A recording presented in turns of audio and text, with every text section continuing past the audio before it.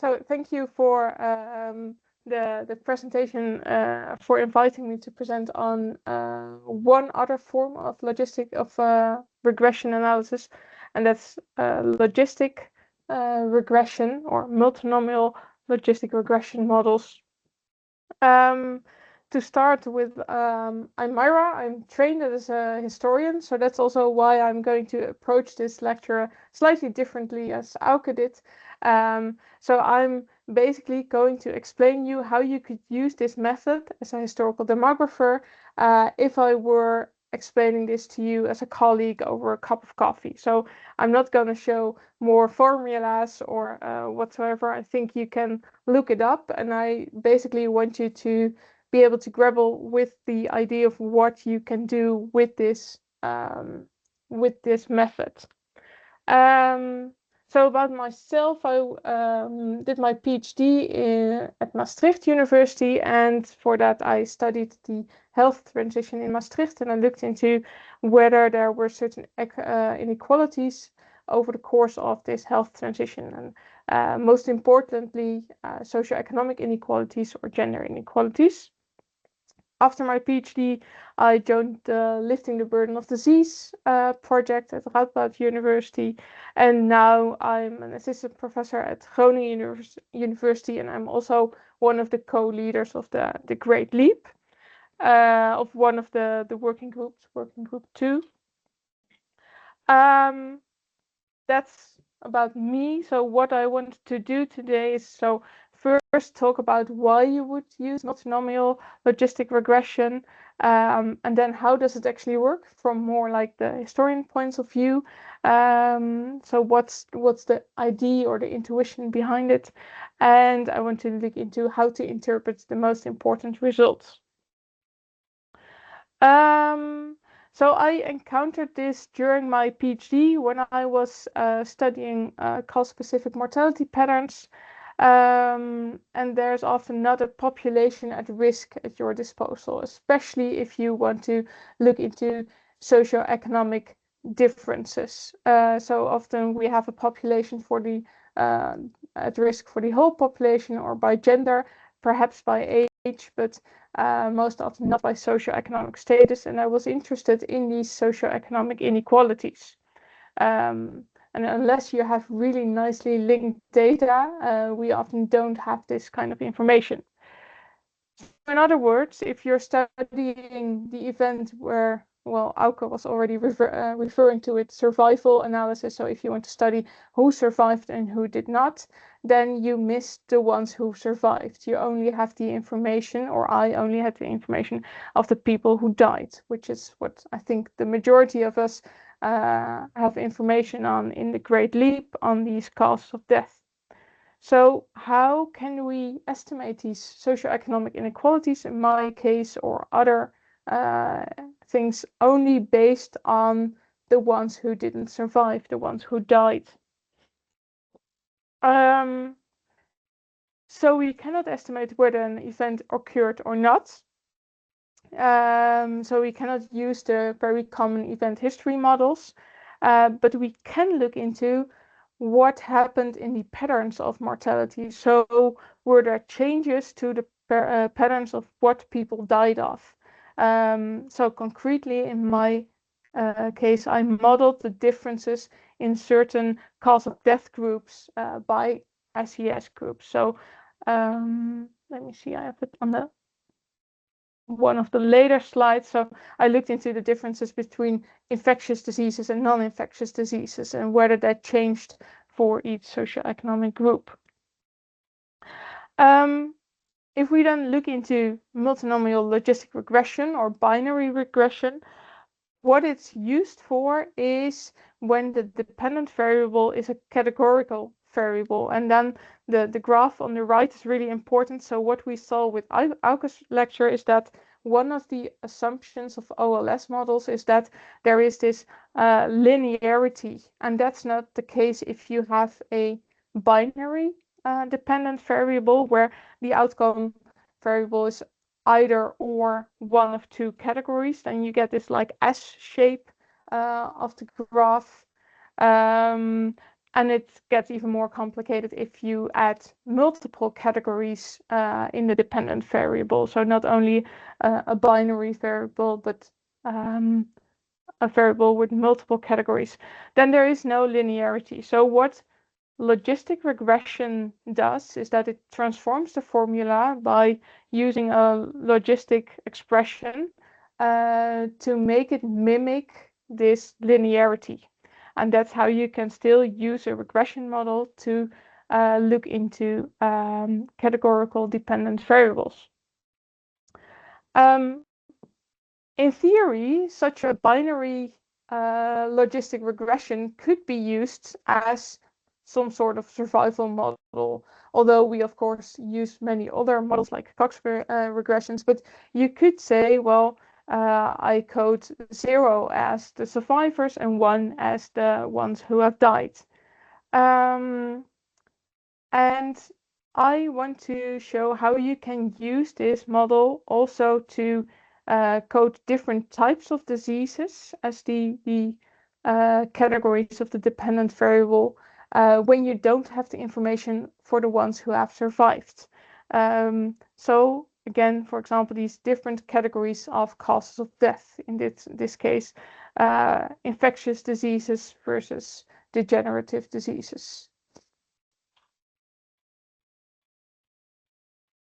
So if you use such a model, you need the most important thing is that you need a reference category or a baseline category. And in if you would use binary logistic regression where you use it for survival, so 0, you code 0 as the ones who survive and 1 as the ones who die, and then 0 would be your reference category. But if you, let's go back to the previous slide, if you have these two categories, you need to decide which one, so the infectious diseases or the degenerative or non-infectious diseases, which one is going to be my reference category. And I would say that this baseline or reference category should be driven by theory, or at least it should be as stable as possible to be able to measure differences in the other cause of death group to see what happens there. So for example, I was interested in whether there were different socioeconomic differences in infectious diseases, and my assumption was that the non-infectious diseases would be a relatively stable baseline category, especially the study I did was for infants. For infant mortality, the majority died of infectious diseases, but then if mortality declines, you would say what's left is the degenerative diseases.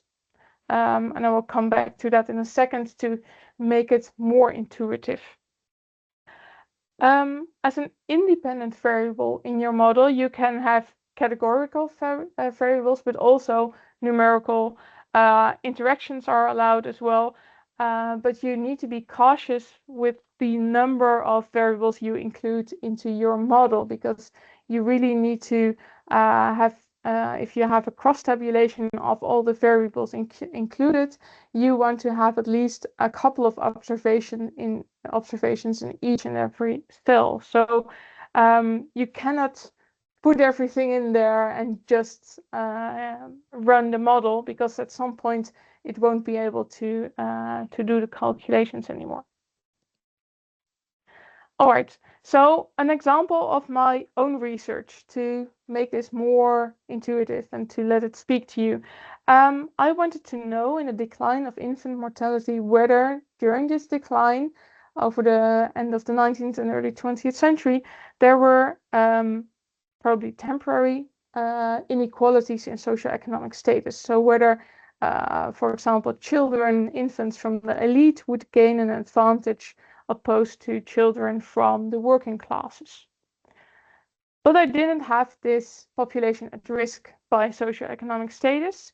So I started to think about how can I model this using the epidemiologic transition theory idea to see whether these differences and inequalities occurred. So On the right, you see this model of how the proportion of causes of death develops during the epidemiologic transition. So in the initial stage, when there is high mortality, let's see if I can increase it slightly. If there's high mortality, there are a lot of infectious diseases, which is in blue, and the proportion of non-infectious diseases is very small. But when mortality declines, we see that mainly infectious disease mortality starts to decline. And if you look at the proportion of all the deaths, the proportion of infectious diseases declines as well. And a part of it is started to be taken over by non-infectious diseases. This doesn't mean that the total number of deaths is still very high. That's probably lower. It's just a proportion of how the different cause of death groups look in the total of all the deaths. At the end of the epidemiologic transition, you would say that there's only a few cases of the blue, the infectious diseases, and the majority of deaths, although that's a low number of deaths, the majority of that is caused by non-infectious diseases. So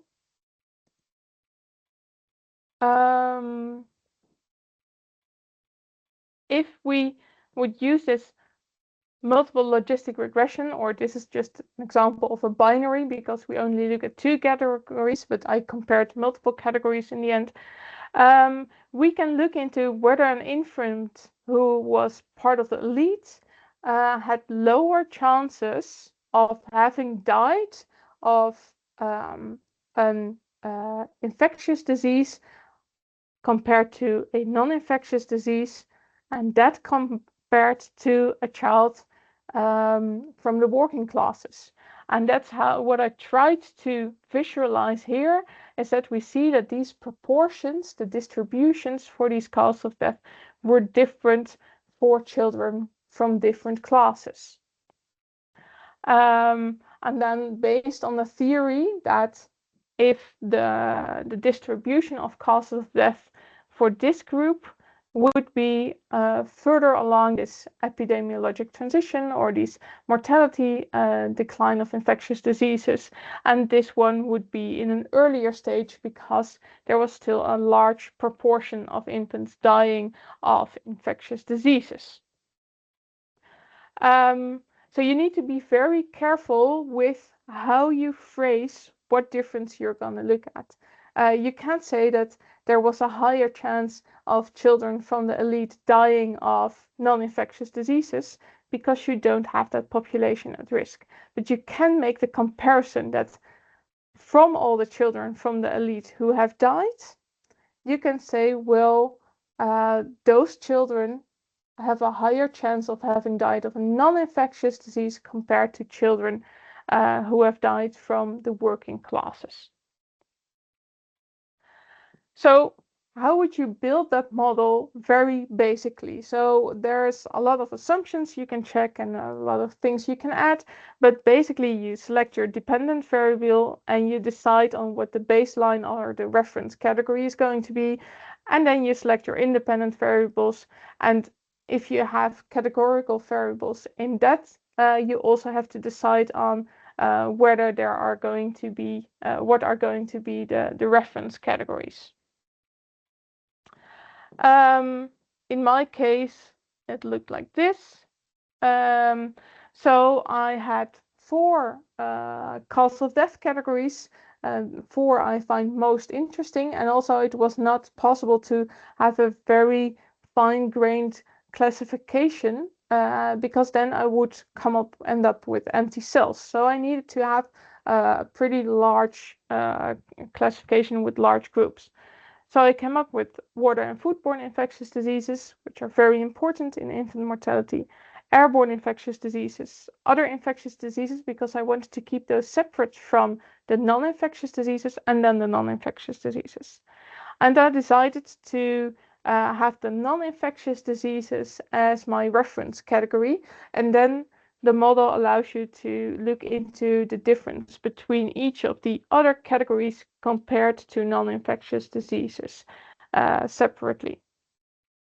For my independent variable, I had socioeconomic class, and usually I would say I would have the unskilled workers as a reference category, but in this case I was not certain for the historical context whether the differences between, for example, unskilled and skilled workers would be very different. So I wanted to see what are the differences between the elite and middle class, and again I had to group these two together because there was only a small proportion of elite living in the city, and I wanted to have a sufficient amount of people in this group who died. And I compared the mortality of the infants from the skilled and the unskilled classes to the mortality of the elite and the middle class. I'm not going to go into how to check all the assumptions, what to do, because I think Google, ChatGPT, or any statistics book are way better at explaining what you have to do, and then you have this checklist you can follow step by step. But I do want to stress a couple of things. So first and foremost, these cross tabulations are really important to make sure that you don't have too many variables in your model and not too many categories, that you to make sure that you don't get any empty cells in these cross tabulations. That's, for example, why, if we go back to the previous slide, why I grouped farmers and unknown occupations, because this was based on occupations. Why I grouped them together, because in a city there were very few farmers, and that category constantly started causing issues with the model. So I decided to group them together to be able to keep them separate, to not throw them out of the model entirely, but to keep them separate from the groups I was more interested in. There's also the assumption of independence. That's important in OLS regressions as well, but also in the logistic regression. The observations in your model need to be independent of each other. So if you have, for example, brothers or sisters in the model, that might cause issues. So do look into what to do to make sure you check that assumption. There's also the issue of multicollinearity. So look into whether the variables you put in there as independent variables are, if there are correlations between those or not. And also what I would advise is, if you want to build this model, again, as Auke also showed, there can be multiple steps of building the model. And also here, you should think about not putting everything in there, but if a variable is not doing anything for your model, then please remove it again. So keep it as simple as possible, but look into how you can build the model at best. All right, so I'm going to the final part of my part of the lecture, which is how to interpret the results of this multiple logistic regression or binary logistic regression. The most important one you will get if you look into this are odds ratios. And that's also what Auke already told you, that in, for example, survival models, we always interpret odds ratios. But that's also the case with the logistic regression. So maybe this is already familiar to you, and then that's an easy interpretation to look into it.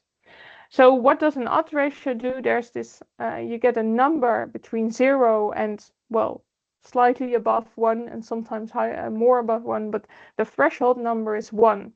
And all the values you get below 1 indicate that for the group you get this result. There's a lower risk or a lower probability of experiencing the category of the event you coded. So for example, if I would get a below 1 value for the group of the unskilled workers and I compare them to the elite, that would mean that actually the unskilled workers have a lower chance of having died of, well, let's take the first infectious disease category I was interested in, the water and foodborne.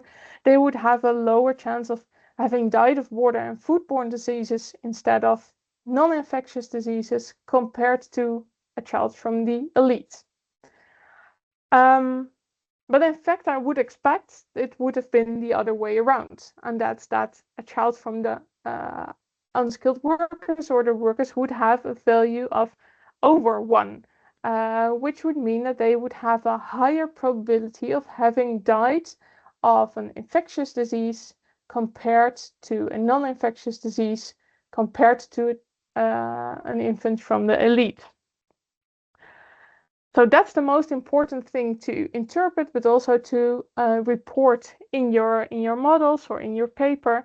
And next to it, you can, well, I always show the p-values, although there is some discussion on how important are those p-values, and if it's just over not significant, is it still not important to mention the direction? So that's why you still want to show the odds ratios, and you can also choose to show the confidence intervals. And for these confidence intervals, it's important that it doesn't cross this one threshold for it to be statistically significant. So this is very tiny because I copied it from the paper I worked on. But what we see here is I also used time periods for this analysis. So this is for the time period of 1904 to 1913, and there was all different kind of reasoning for how I chose the categorization of time in this case. And we see the elite is the reference category, and we see that all the other groups have higher odds ratios or higher probabilities of dying of a water and foodborne infectious disease compared to a non-infectious disease compared to an infant from the elite. And we see that there's also a difference between the skilled and the unskilled workers, but we also see that it's only slightly significant, statistically significant for the unskilled workers. So that's how you can interpret these odds ratios.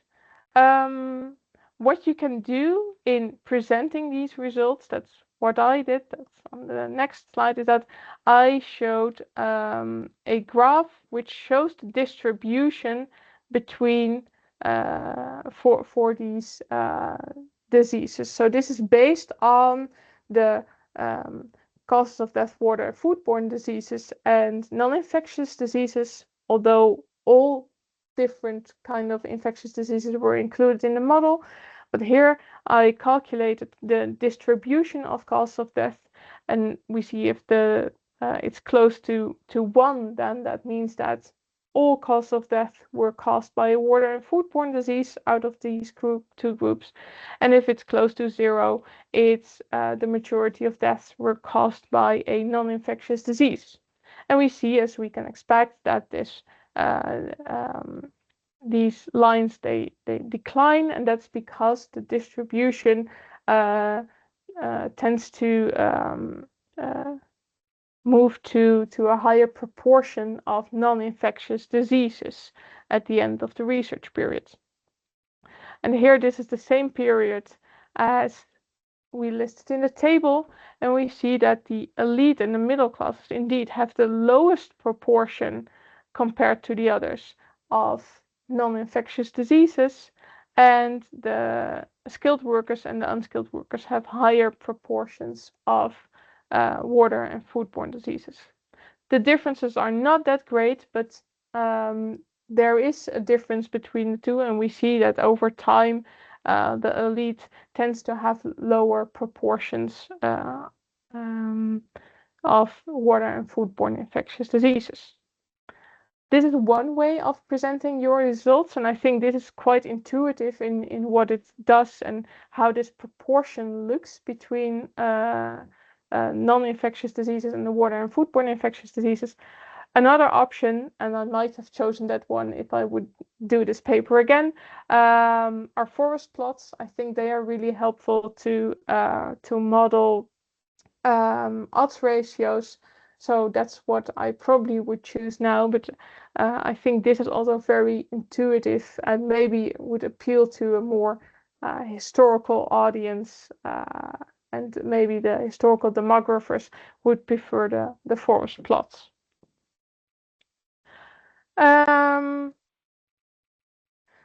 So what I want to stress again is that, of course, you're going to present your results in tables and in graphs, but you also need to say something about those in your text and be very careful with how you phrase that in your text, in your written text. Because if you use multinomial logistic regression in this way, it is not going to say something about who had a higher chance of dying or not. And that's what we very easily fall into, to phrase it like that. But that's really not what it does. Although, for example, binary logistic regression can do that for you, but then you have information on the ones who survived. So it's really about whether it's more likely whether they experienced the one or another option of the event, because you don't have the population at risk at your disposal. And what you saw when I described how the differences work with if you have a categorical variable as independent variable, the phrasing becomes even more complex. So really take the time for writing this out and thinking about what it actually means, what it does. Because it may take a while to really grapple with what's going on. So since I decided to only present you this idea, I have plenty of time left for questions. And I just want to, I hope that you now have an idea of what you can do with this and what you can do when you don't have this population at risk. And if you want to do something with this, you can of course have a look on multiple sources on the internet or whatever, but you can always send me an email if you have a question about this. Thanks.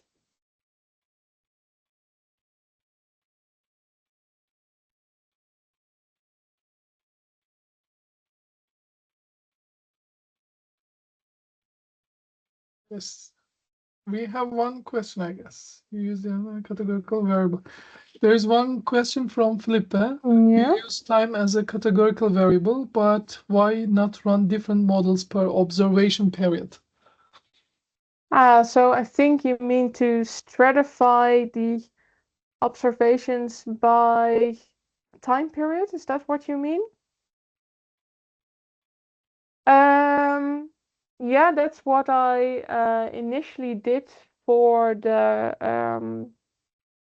with I initially did this with 3 periods, and then in the end I decided to use more periods. Both is possible. I think in the end I also included some interaction terms. So both is possible. Maybe it's easier to stratify per period. But if you stratify per period, it's maybe not possible to include interaction terms. So I think that's why we did it this way, if I remember correctly.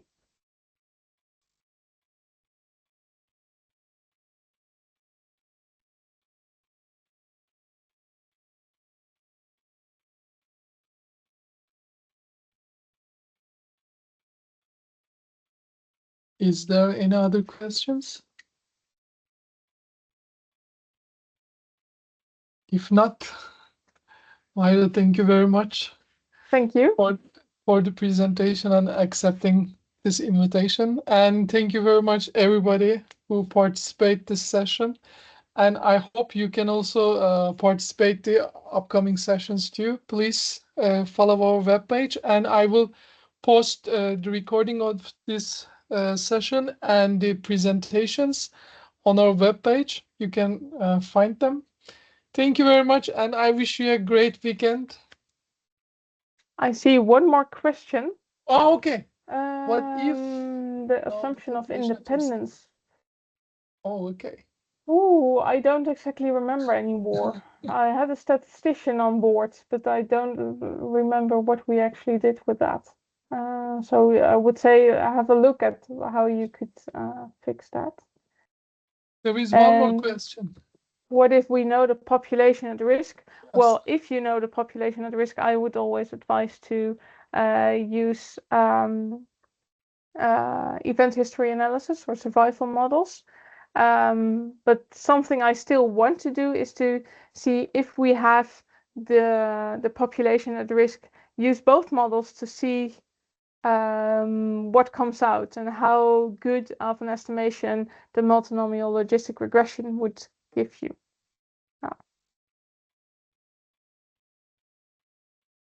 I hope that answered at least the second question. And for the first, I don't remember anymore, so I would have to look that up. Okay, I'm just trying to follow up the chat.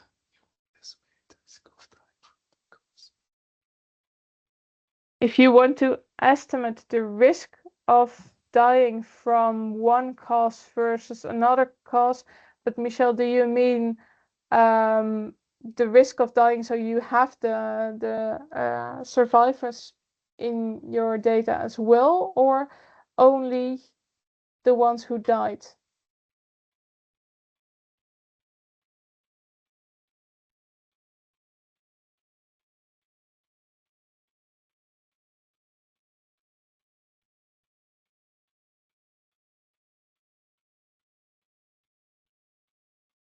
So you have a model where you have the ones who survived and then different categories for the ones who died due to different causes of death. I would, that's still a thing where I think you can see how what multinomial logistic regression does compared to other event history, event history analysis, and that's what Tim and I have been doing in another paper, which we're still working on the revisions. But then I would say use competing risks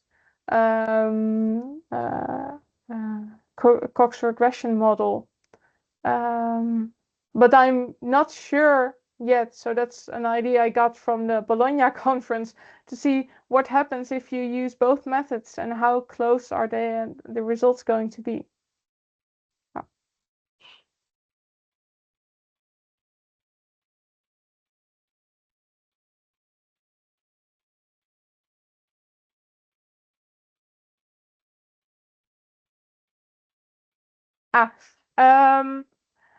So I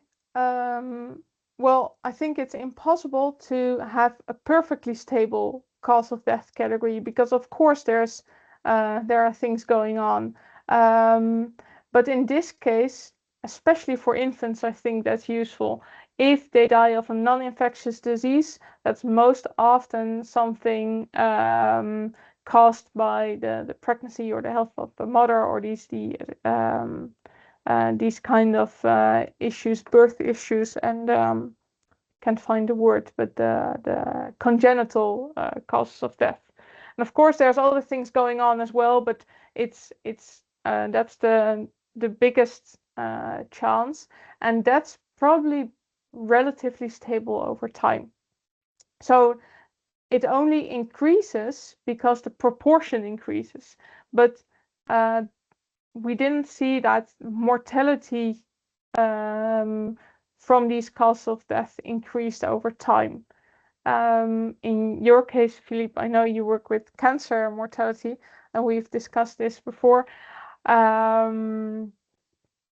Yeah, I'm not sure what I would advise. I would have a look to try different categorizations. So have a look for cancer versus CVD, or cancer versus other versus all the other causes of death. I think having a more stable reference category would be better. So cancer versus all the other causes of death, then you're gonna have the infectious diseases pollute your reference category as well. But I think it would be best to just have a go with it and see what comes out of different models, to see what would give the best as you can estimation.